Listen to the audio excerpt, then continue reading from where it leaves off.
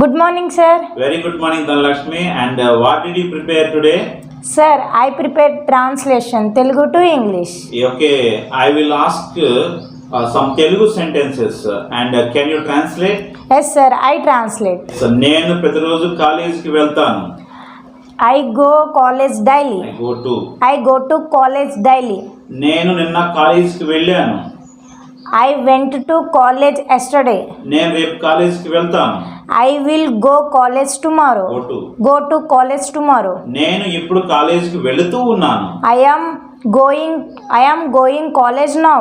Going to college now. నేను నిన్న ఈ సమయంలో కాలేజీకి వెళుతూ ఉన్నాను. I was going to college yesterday at this time. నేను రేపు ఈ సమయంలో కాలేజీకి వెళుతూ ఉంటాను. I will be going to college tomorrow at this time. నేను ఇప్పుడే కాలేజీకి వెళ్ళాను. I have gone to college just now. నేను అప్పటికే కాలేజీకి వెళ్ళాను. I had gone to college already. నేను రేపటికల్లా కాలేజీకి వెళ్ళి ఉంటాను.